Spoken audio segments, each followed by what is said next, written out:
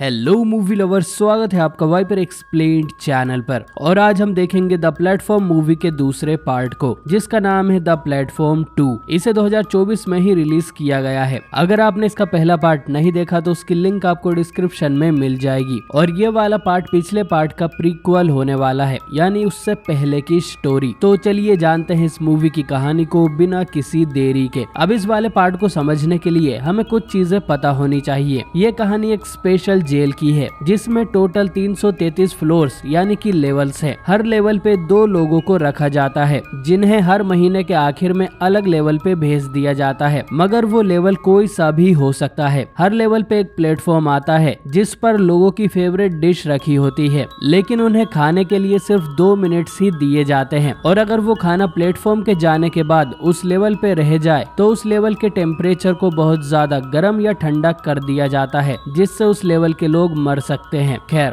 Movie की शुरुआत में हम ढेर सारे बच्चों को देखते हैं जो कि एक पिरामिड जैसी जगह पर खेल रहे थे। इसके बाद हम ढेर सारे लोगों का इंटरव्यू देखते हैं, जहां हम उन सब के बारे में जान पाते हैं। साथ ही इनसे इनकी फेवरेट डिश का नाम भी पूछा जाता है, क्योंकि जेल के अंदर वो डिश इन्हें रोज खाने को मिलने वाली है। इसके बाद हम मूवी के मेन कैरेक्टर प्रेम पुआन से मिलते हैं, जो कि इस महीने 24वें लेवल पे थी। प्रेम पुआन यहाँ आने से पहले एक आर्टिस्ट थी और वो मूर्तियां बनाया करती थी। उसकी सेल में एक आदमी और था जिसका नाम जेमेटियन था। जेमेटियन ने अपने इंटरव्यू में बताया था कि उसको पिज्जा खाना काफी पसंद है और वो पिज्जा के लिए कुछ भी कर सकता है। वो काफी गुस्से वाला आदमी था, जहां उसने एक बार अपने पेरेंट्स के घर में आग लगाने की कोशिश की थी, लेकिन उसके माँ बाप उस समय आग से बच गए थे। और उस हादसे के बाद से उसकी फैमिली उससे डरने लगी थी, जिस वजह से उसको यहाँ आना पड़ा। इसके बाद प्लेटफॉर्म नीचे आता है, लेकिन 21 लेवल वालों ने जेमेटियन का पिज्जा खा लिया था, जिस वजह से उसे काफी गुस्सा आता है। इसीलिए वो बाकियों का खाना खाने वाला था। तभी इनके ऊपर के लोग, जिनका नाम रोसेफायर और एलेरा था, वो उसको ऐसा करने से मना करते हैं। हमें पता लगता है कि इन लोगों ने आपस में ही मिलके एक नियम बनाया था कि ये लोग सिर्फ अपनी डिश ही खाएंगे और बाकी खाने को हाथ भी नहीं लगाएंगे। ये नियम इसीलिए बनाया गया था ताकि नीचे के लेवल्स तक भी खाना पहुंच सके और कोई भी इस जेल में भूखा ना मरे। जेमेटियन को अब पता चलता है कि वो कितने बड़े झमेले में फंस गया है। उसे लगा था कि ये कोई मामूली जेल होगी। खैर, जेमेटियन दूसरों का खाना खाने वाला था, इसीलिए प्रेम पुआन अपने कटलेट में से थोड़ा उसको दे देती है और जेमेटियन उसकी बात मान लेता है। अब उसी रात प्रेम पुआन पूछती है कि यहाँ कितने लेवल्स हैं, तो रोसेफायर उसे बताता है कि यहाँ टोटल 333 लेवल्स है। जो लोग इनके नियम का पालन करते हैं उन्हें लॉयलिस्ट कहा जाता है, और जो इनकी बात ना मान के बाकियों का खाना खाते हैं उन्हें बारबेरियंस कहते हैं। जब कोई बारबेरियन नियम तोड़ता है तो लॉयलिस्ट उसके लेवल पे जाके उसे मार देते हैं, और कल वो लेवल 21 के साथ यही करने वाले हैं, क्योंकि आज उसने जेमेटियन का पिज्जा खा लिया था।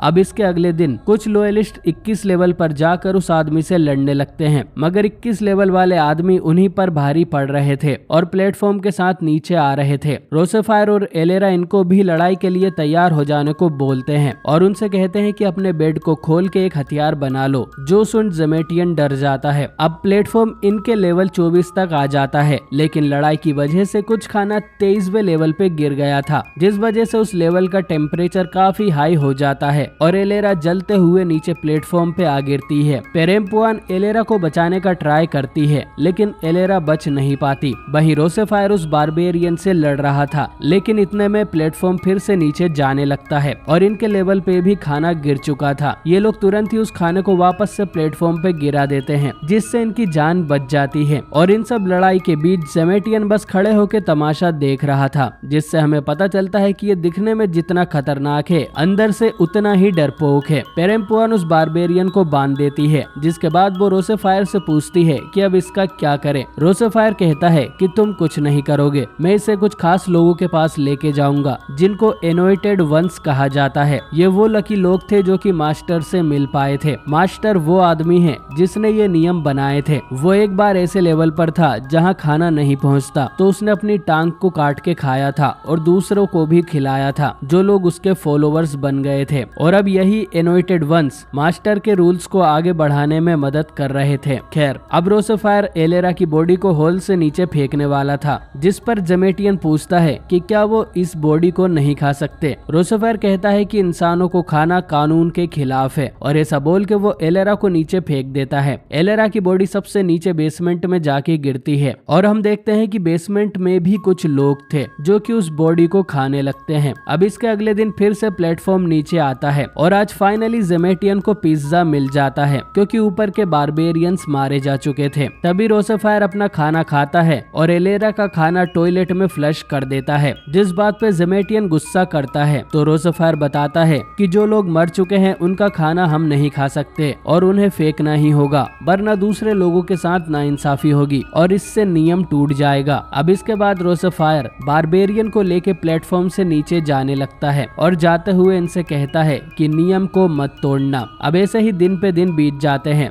जहाँ पेरेम्पुआन और जेमेटियन भी काफी अच्छे दोस्त बन चुके थे। लेकिन एक दिन जेमेटियन ने चुपके से एलेरा का खाना खा लिया था। खैर, अब महीने की आखिरी रात आती है, जहाँ जेमेटियन पेरेम्पुआन को बताता है कि भले ही वो बाहर से देखने में बेवकूफ लगता है, लेकिन वो ऐसा नहीं है। वो एक मैथ्स की प्रॉब्लम में फंस गया था और इसीलिए उसने अपनी फैमिली को छोड़ दिया और अपने माँ बाप के पास चला गया। इस बात पे पेरेम्पुआन पूछती है कि क्या तुम्हारे बच्चे हैं? जेमेटियन इस बात पे कुछ नहीं कहता और यही सवाल वो उससे पूछता है, लेकिन पेरेम्पुआन भी उसे कुछ नहीं बताती। इसके बाद इन्हें नीचे के लोगों की आवाज आती है, जहाँ वो लोग कह रहे थे कि खाना इस बार 175 लेवल तक पहुँचा है, जो कि काफी अच्छी और बड़ी बात है। इस बात पे पेरेम्पुआन और जेमेटियन साथ में डांस करते हैं क्योंकि ये उनकी इस लेवल पे आखिरी रात थी, जिसके बाद ये दोनों अगली सुबह अलग लेवल पे जागते हैं। लेकिन इस बार ये दोनों 180 लेवल पे पहुंच गए थे, जिस बात से जेमेटियन बहुत ज्यादा टेंशन में आ जाता है क्योंकि इस लेवल पे खाना पहुंचता ही नहीं था। काफी दिन बीत जाते हैं और प्लेटफॉर्म पे इनको सिर्फ खाली बर्तन ही मिल रहे थे क्योंकि हर महीने नए लोग भी आते हैं जो नियम का पालन नहीं करते। धीरे धीरे जेमेटियन की तबीयत खराब होती जा रही थी और इनके ऊपर दो लेडीज आपस में बात कर रही थी कि पिछले महीने किसी ने रूल तोड़ा था। वो बोलती है कि 24वें लेवल पर एक मोटे ने किसी और का खाना खा लिया था, जो कि हम जानते हैं कि जेमेटियन था। फिर वो इनसे पूछती है कि तुम कौन से लेवल पे थे? पेरेम्पुआन इनसे झूठ बोल देती है कि वो तो 46 लेवल पे थे। लेकिन जब लोयलिस्ट को ये पता चलेगा कि जेमेटियन ने नियम तोड़ा है तो वो उसे मारने जरूर आएंगे। अब उसी रात हम जेमेटियन को देखते हैं जो कि अपने इंटरव्यू के बारे में सोच रहा था, जहाँ एक इंटरव्यूअर उससे कहता है कि तुम यहाँ इसीलिए नहीं आए कि तुम्हारी फैमिली तुमसे डरती है, बल्कि उसने 16 साल की उम्र में पढ़ाई छोड़ दी थी और तुम्हारे सभी बिजनेस भी फेल हो गए थे। यहाँ हमें ये भी पता लगता है कि जेमेटियन ने खुद ने घर नहीं छोड़ा था, बल्कि उसके बीबी बच्चों ने उसे बाहर निकाल दिया था और बाद में उसके माँ बाप भी उससे परेशान हो चुके थे,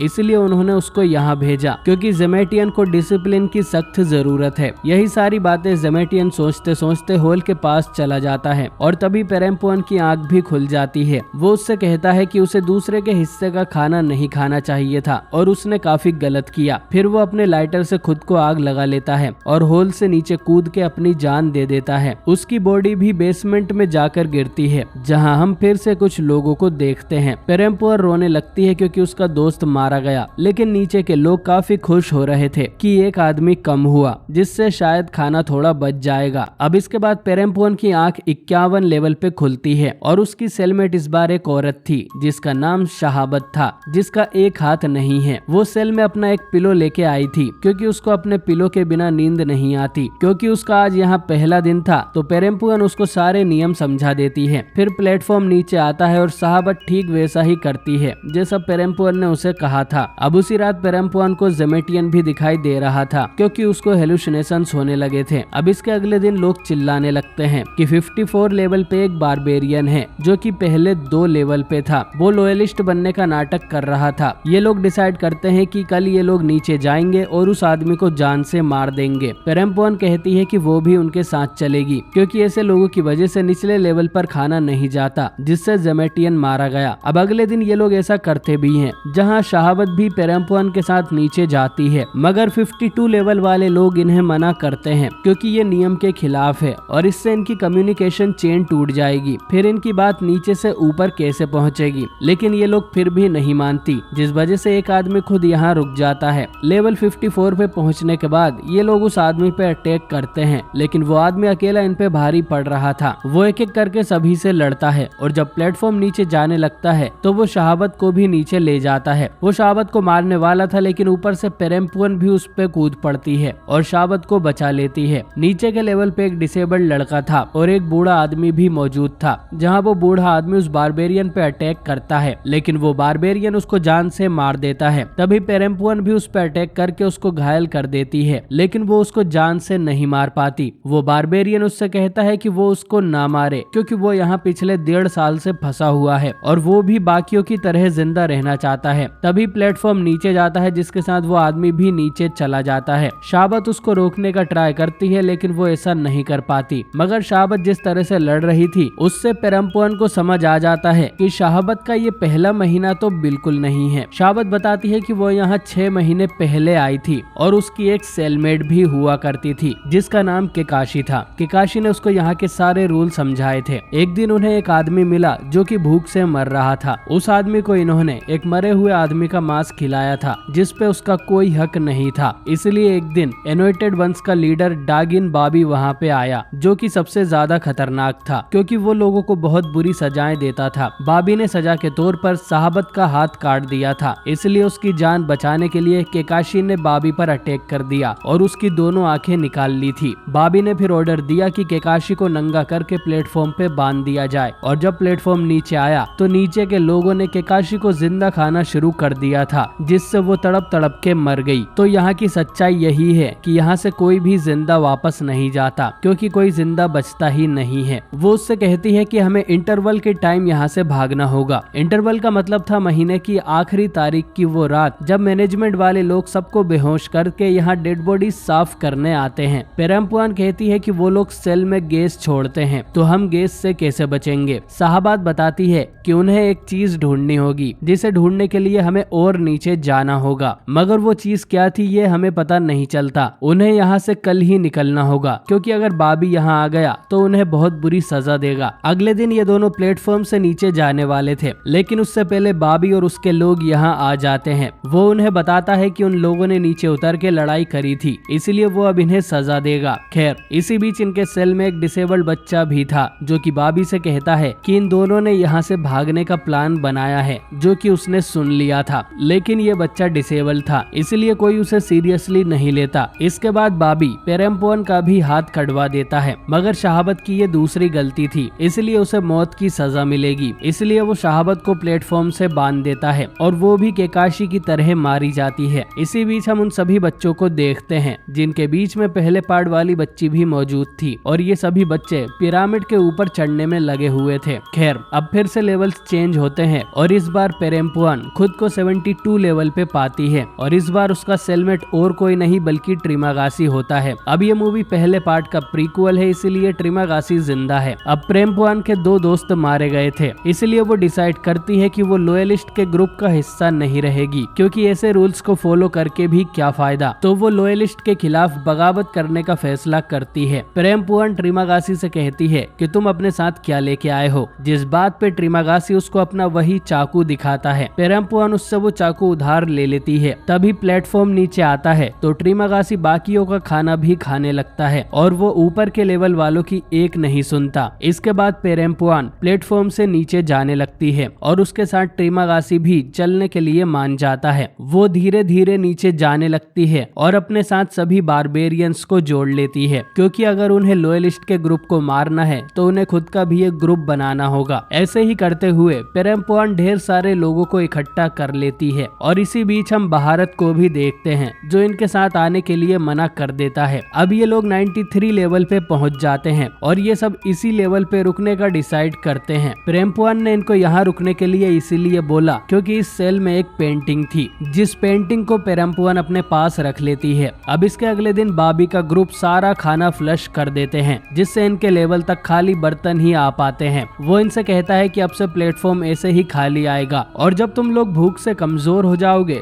तब हम तुम्हें नीचे आके मारेंगे। सब लोग अब डर जाते हैं कि वो खाएंगे क्या। इनकी बात को सुनकर ट्रिमागासी कहता है कि अगर ये लोग हमें खाना नहीं देंगे तो हम लोग नीचे वाले लोयलिस्ट लोगों को मार के खाएंगे, जिसकी बात को सुन बाबी की बोलती बंद हो जाती है। अब ऐसे ही दिन बीतते रहते हैं, जहां ये लोग 93 लेवल से 305 लेवल तक आ चुके थे और इन्होंने ढेर सारे लोयलिस्ट को मार के खा लिया था, इसलिए ये लोग बड़े आराम से जिंदा रहते हैं। खैर, एक दिन बाबी के लोग भी मौका देखकर इन पर अटैक कर देते हैं, जहां इनके बीच जम के हाथापाई होती है। ढेर सारे लोग मारे जाते हैं। ये देख ट्रिमागासी की फट जाती है और वो एक बेड के नीचे छुप जाता आता है। तभी एक आदमी पेरेम्पुअन पे अटैक कर देता है और उसका गला दबाने लगता है। वो उससे पूछ रहा था कि उसके लिए पेंटिंग इतनी इम्पोर्टेंट क्यों है। तभी पीछे से ट्रिमागासी पेरेम्पुअन को अपना चाकू दे देता है, जिसका इस्तेमाल करके पेरेम्पुअन उस आदमी को जान से मार देती है। अब पूरे सेल में सिर्फ पेरेम्पुअन और ट्रिमागासी ही जिंदा बचे थे और बॉबी भी बुरी तरह से घायल हो चुका था। बॉबी उससे कहता है कि वो उसे मार दे और ये सब खत्म करे, लेकिन पेरेम्पुअन उसको नहीं मारती, बल्कि वो उसको सीधा नीचे फेंक देती है। इसी बीच हम पेरेम्पुअन का इंटरव्यू देखते हैं, जहां वो बताती है कि वो स्टेच्यूज बनाती थी। एक बार उसने एनिमल क्रूरल्टी के अगेंस्ट एक डॉग की स्टेच्यू बनाया था, जिसके पंजे शार्प रेजर से बनाए गए थे। उसने उस स्टेच्यू को एक एग्जीबिशन में लगाया था, जहां ढेर सारे लोग आए थे। एक दिन उसका बॉयफ्रेंड उसके पास आया, जिसके साथ उसका बेटा भी था, मगर उसका बेटा एक जगह शांति से नहीं टिकता और खेलते खेलते वो उसी शार्प रेजर से टकरा गया और उसकी वही मौत हो गई। उसके लॉयर्स ने उस घटना को एक्सीडेंट बता के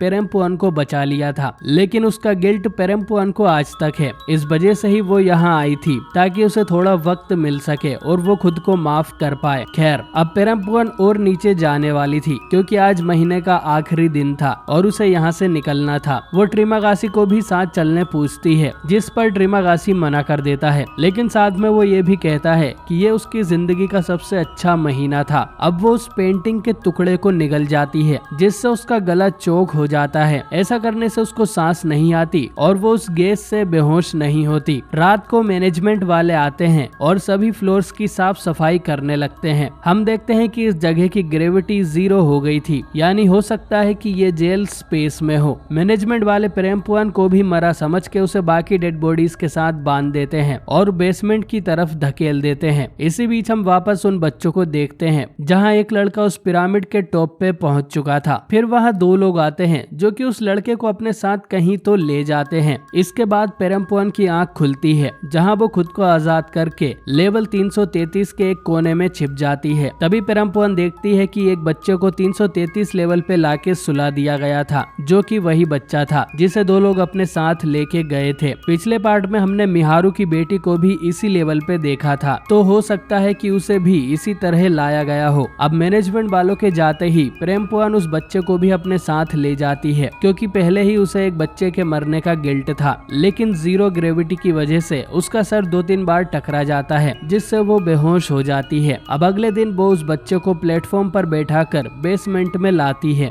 जहाँ पे ढेर सारे लोग मौजूद थे। वो लोग उससे कहते हैं कि तुम्हारा टाइम खत्म हुआ और तुम्हें इस बच्चे को यहाँ से जाने देना होगा, क्योंकि इस बच्चे के पास अभी भी जीने का एक मौका है। यहाँ पे वो जेमेटियन और सहावत को भी देखती है, क्योंकि शायद पेरेम्पुअन खुद भी मर चुकी है जब उसका सर वॉल से टकराया था। इसके बाद हम ढेर सारे लोगों को देखते हैं और वो लोग भी प्लेटफॉर्म की मदद से सेम तरीके से एस्केप करने का ट्राई कर रहे थे और उनके पास भी एक ना एक बच्चा होता ही था, जो कि उनके गिल्ट को शो करता होगा। वो बच्चे प्लेटफॉर्म से ऊपर चले जाते थे और वो लोग यहाँ बेसमेंट में ही रुक जाते थे। अब हम वापस से पहले पार्ट वाले गोरेंग को देखते हैं, जिसके साथ ट्रिमागासी की आत्मा थी। तभी वहाँ पेरेम्पुअन भी आ जाती है, जहाँ वो गोरेंग से पूछती है कि वो यहाँ क्या कर रहा है। इसके बाद दोनों गले भी लगते हैं, शायद गोरेंग ही उसका बॉयफ्रेंड होगा और ये फिल्म यहीं पर एंड हो जाती है। तो दोस्तों, ये थी प्लेटफॉर्म 2 की कहानी, जो कि पिछले पार्ट जितनी अच्छी तो नहीं थी। ये हमें सवालों के जवाब देने की बजाय और ज्यादा सवाल खड़े करती है कि आखिर वो बच्चे कौन हैं, बेसमेंट वाले लोग जिंदा हैं या मर चुके हैं, आखिर इस जेल का पर्पस क्या है। खैर, आपको ये मूवी कैसी लगी कमेंट करके जरूर बताएं। वीडियो पसंद आई हो तो इसे लाइक और चैनल को सब्सक्राइब जरूर करें। मैं मिलता हूँ आपसे बहुत ही जल्द एक नई वीडियो के साथ।